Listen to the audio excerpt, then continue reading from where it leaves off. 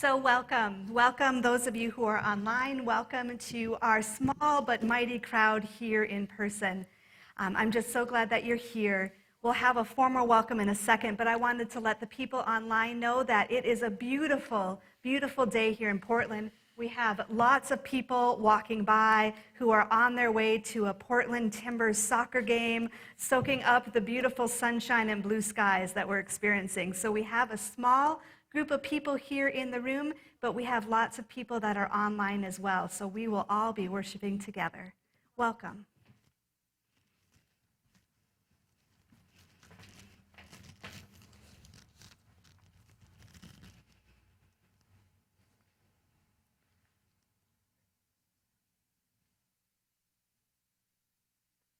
Larger fellowship. Whether you are in the room in Portland or whether you join us from around the world on your desktop or your laptop or your tablet or your phone, we're so glad that you're here. We're so glad that you are part of the circle. We hope that you'll join in, that wherever you are, you will participate in the chat portions of the worship by sharing with us. If you need to take a moment in Portland to figure out how to get onto the web, now would be a good time to do that if you haven't yet.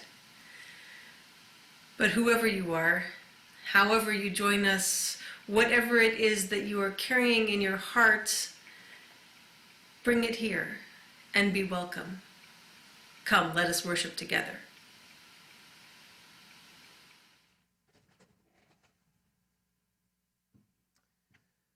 Our call to worship comes from Arundhati Roy from The Cost of Living.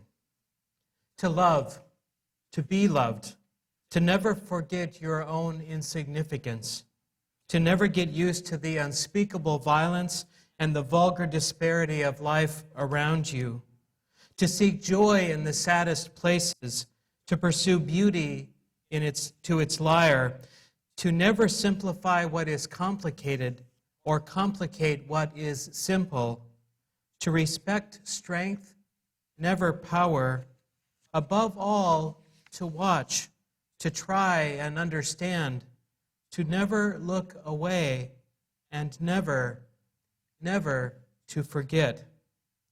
Friends, it is good that we are here together. Come now and let us worship.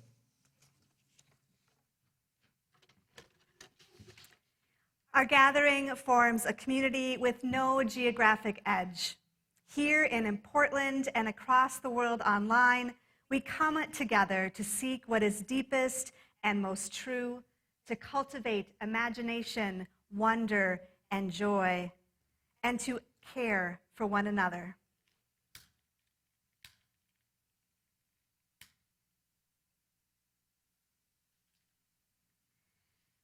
Will those of you in the room and those online join me in saying, we light this chalice in faith, in hope, and in love. The chalice is lit in Portland.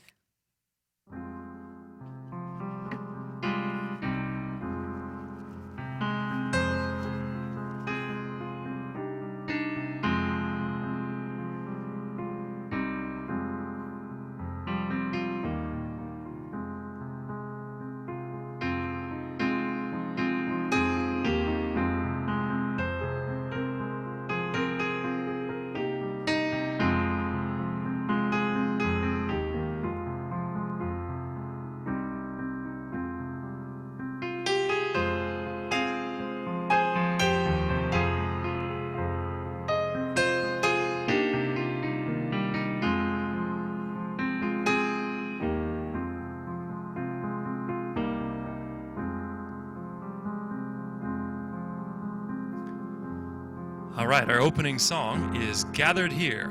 Those of us in Portland won't be able to hear all the people online singing, but let's imagine the collective chorus of everyone singing, coming together from everywhere. This song is around, so we'll sing it together once, and then we'll split the room in half. We could all sing it together, and if you want to sing it around, if you want to sing us around online, you can wait 2 measures. And then you can start singing it after that. So it goes like this. Gathered here in the mystery of the hour, gathered here in one strong body, gathered here in the struggle and the power. Spirit, draw near. All right. Join me. Here we go. Gathered here in the mystery of the hour, gathered here in one strong body, gathered here in the struggle and the power. Spirit, draw near. Gathered here in the mystery of the hour, gathered here in one strong body, gathered here in the struggle and the power. Spirit, draw near. Gathered here in the mystery of the hour, gathered here in one strong body, gathered here in the struggle and the power. Spirit, draw near. Spirit, draw near.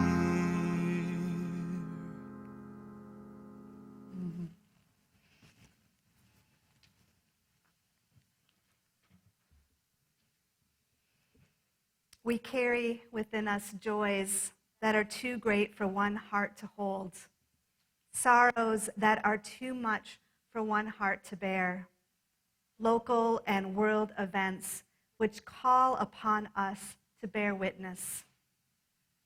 In the heart of love and in the spirit of prayer, I invite you now to share your joys or sorrows, to sit quietly, or for those in the room, you're welcome to light a candle as well.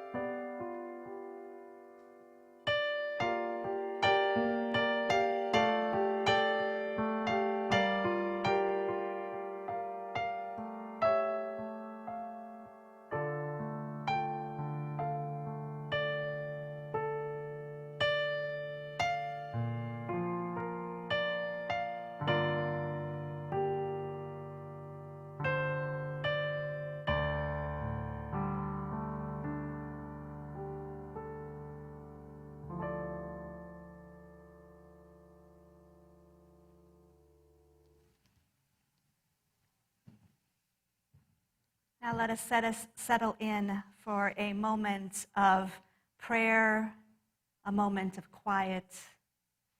If you are holding something, I invite you to set it down to still your mind, to still your heart, to allow whatever you are holding to be shared in this space that we have together.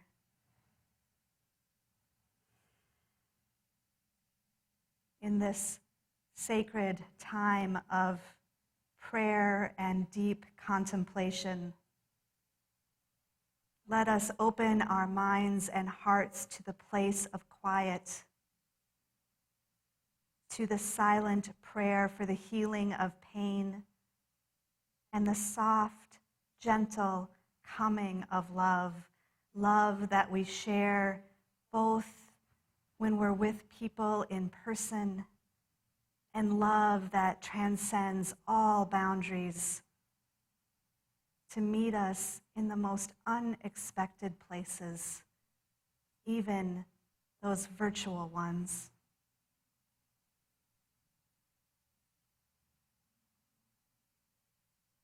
In this time of quiet, know that we are connected beyond all measure.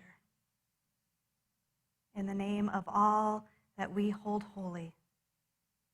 Amen.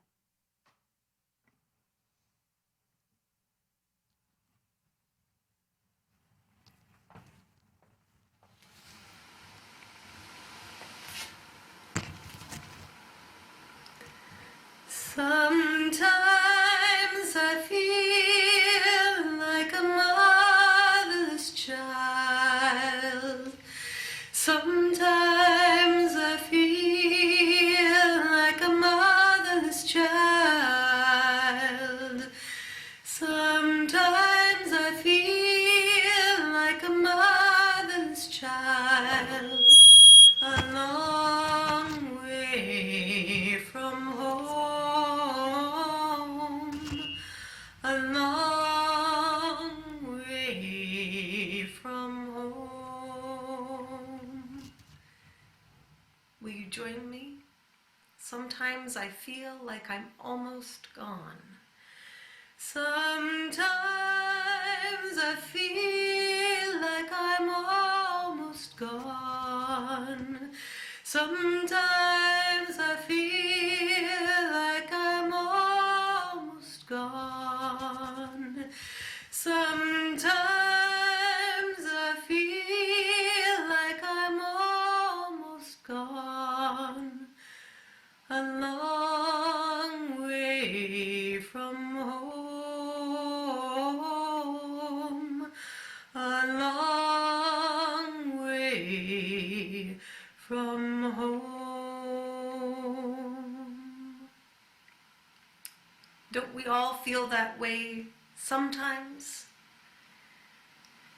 Don't we sometimes all feel like a motherless child, lost, alone, left to whatever it is that we're left to without the adequate resources to deal with whatever it is?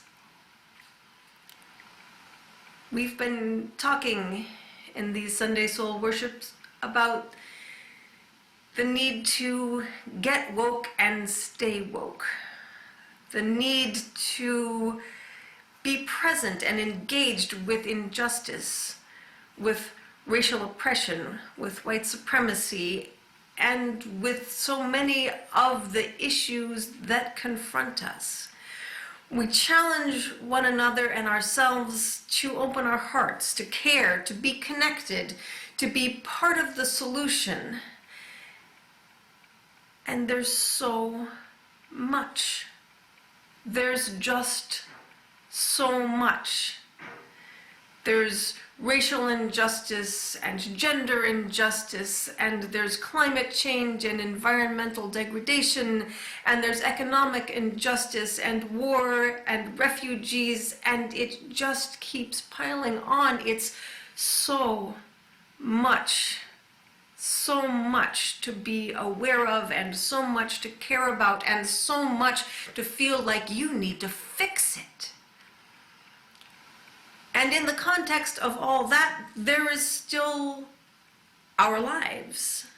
All that we're called to do happens in the context of everything else. You don't get to stop having a job that is a daily grind or a daily effort or the soul-sucking experience of being unemployed and having to put yourself out there again and again just to be able to provide for yourself or your family. And it happens in the context of raising needy small children or hostile teenagers or taking care of parents who may be both needy and hostile. It happens in the context of illness or of striving to get healthy. It happens in the context of so much, and every day there is still the need to cook food and clean the house, and why are there always dirty dishes? And so it's no wonder that in spite of our best efforts and our deepest faith and our greatest commitments, sometimes we do feel lost, swept up by the grief, carried away into a land where we do feel motherless and alone and overwhelmed. And you know what? It has ever been so. The book of Psalms in the Hebrew Bible, not at all a recent document, is full of songs of lamentation, songs of grief, protests to God that contain expressions of faith and expressions of commitment and grief and bewilderment at what seems to be a broken covenant. God, we are your people and we have been there and faithful, and you have abandoned us. It feels like you have abandoned us and our enemies are laughing at us. We've been subject to earthquake, we've been subject to plague, we've been subject to derision and scorn, and where are you and what are you doing and when are you going to fix it? It seems a fair question, and yet for most of us, even that isn't available because that's not our theology. Most of us don't actually believe in the kind of God who you can take to task, who you can expect to come through on those promises, who you can count on to eventually get around to smiting your enemies. Because it turns out a universalist God probably doesn't even have enemies. And so what do we do? What do we do with the grief of knowing so much of the world's grief? Well, perhaps like those psalmists, we start with the naming, with the complaint, with the outrage, with the gnashing of teeth, and maybe even a little bit of whining, that it's all there and it's all so hard. Maybe we start with naming it because in the naming it, it's held by something larger, by God or a sense of justice or a sense of community, by knowing that we are, in the words of the poet Denise Levertov, together in the ark of the ache of it. In the ark of the ache of it. And so I invite you to share on your phone, on your computer, on your tablet, in the chat, your lamentation, your grief, your sorrow, your particular and very real lament for yourself, for this world, because it matters.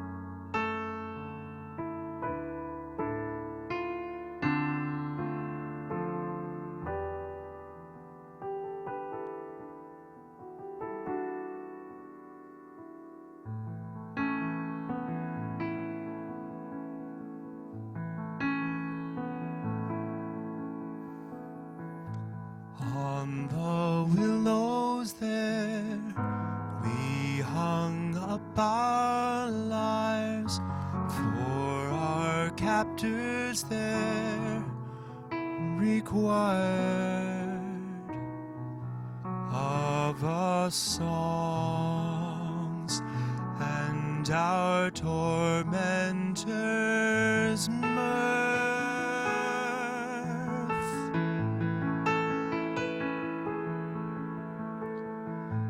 On the willows there we hung up our lyres, for our captors there required of us songs, and our tormentors mirth.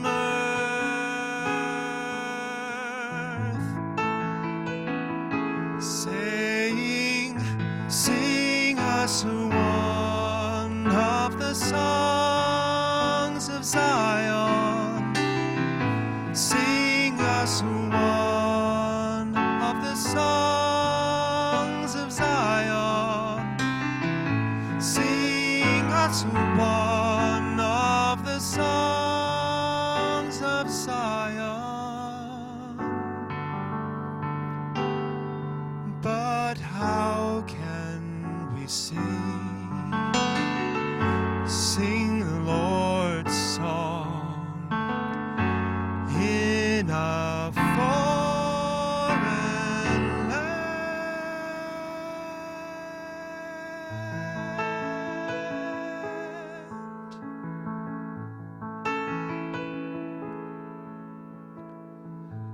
On the willows there we hung up our lyres.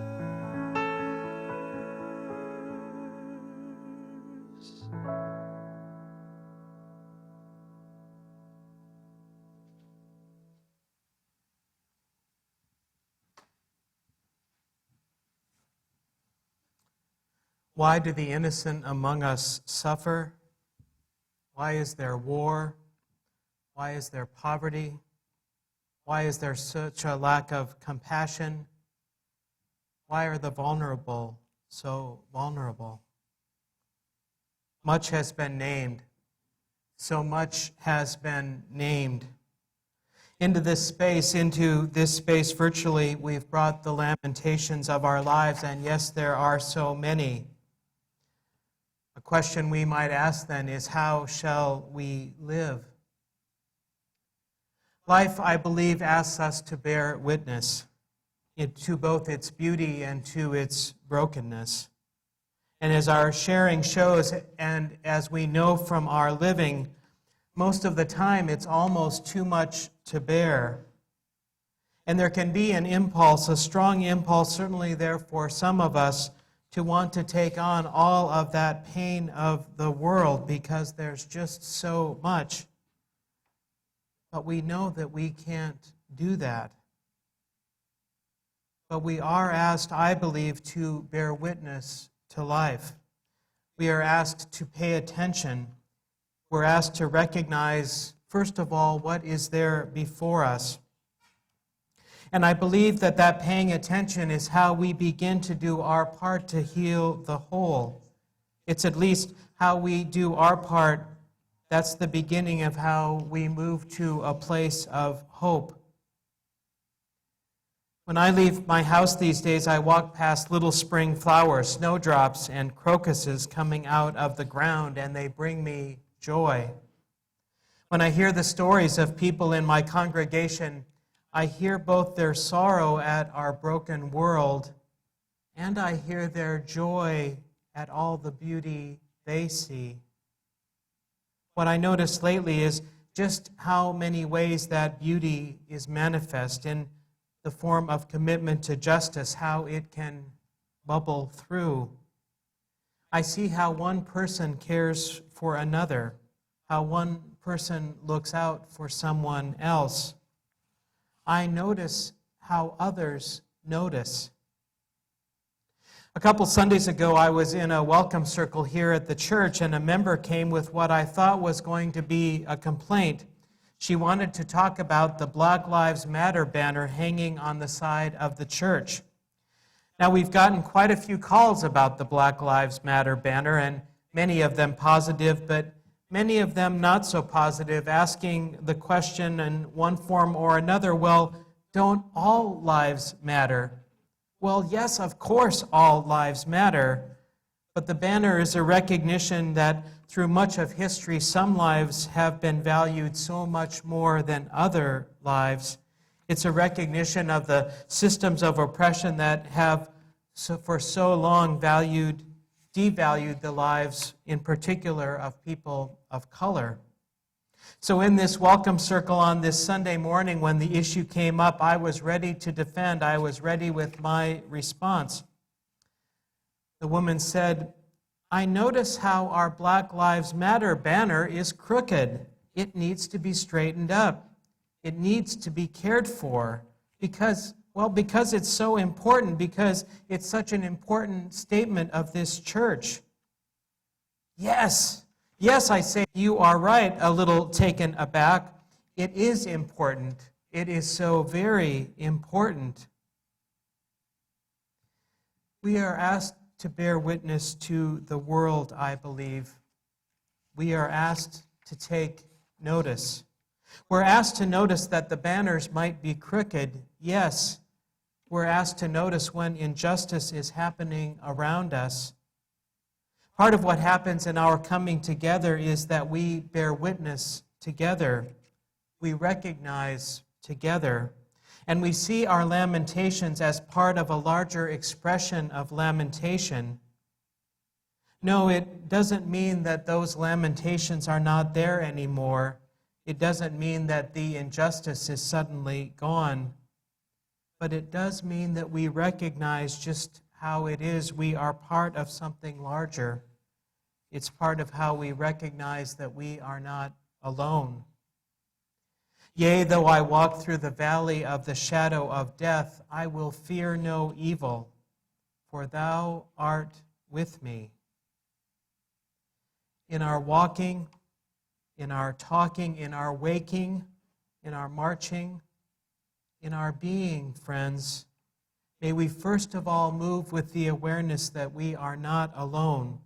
May we move from the awareness that our lives are so very much connected with all other lives.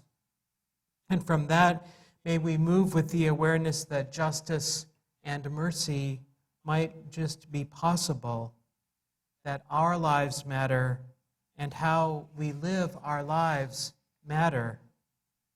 It's from the fullness of our lives that we bear witness, that we speak, that we say no, that we say yes. I'd like to invite you now to share what you might be noticing around you. I would like to invite you to name things of hope that you are seeing. What are things that bring you hope in these days. I invite you to share as you are moved.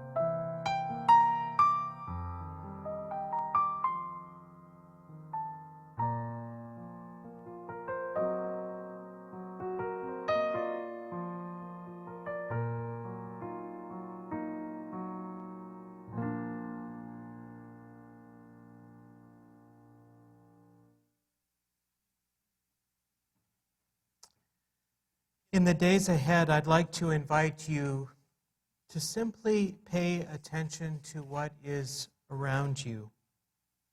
Pay attention to the beauty and the brokenness of our world that's around you. Notice, pay attention. Most of all, give thanks. Blessed be. In closing, I'd like to share with you a poem that I wrote called The Last Good Days. What will you do with the last good days? Before the seas rise and the skies close in, before the terrible bill for all our thoughtless wanting finally comes due, what will you do with the last fresh morning filled with the watermelon scent of cut grass and the insistent bird calling sweet, sweet across the shining day? Crops are dying, economies failing, men crazy with the lust for power and fame are shooting up movie theaters and engineering the profits of banks. It is entirely possible it only gets worse from here. How can you leave your heart open to such a vast, pervasive sadness? How can you close your eyes to the riot of joy and beauty that remains? The solutions, if there are any to be had, are complex, detailed, demanding. The answers are immediate and small. Wake up, give thanks, sing. Wake up, give thanks, sing. Blessed be. Amen.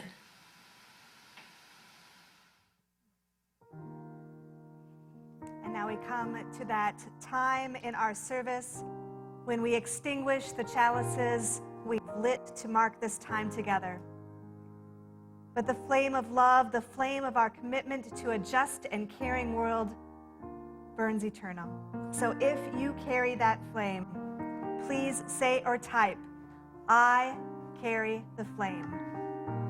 I carry the flame.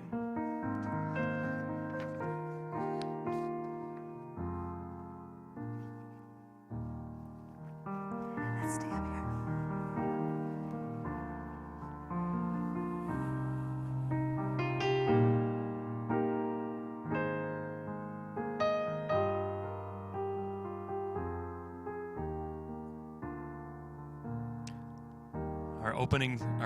Our closing song.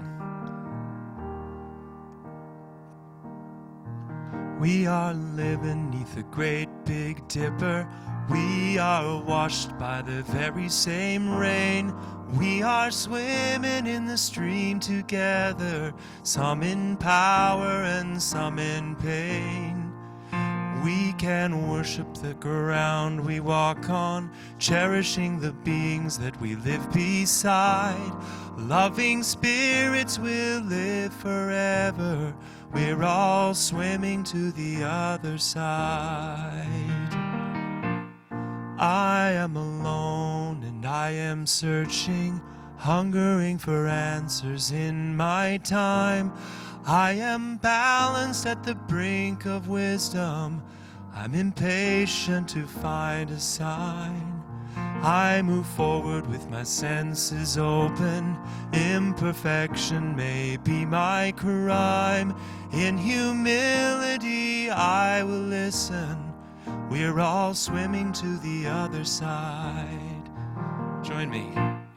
We are living neath the great Big Dipper. We are washed by the very same rain.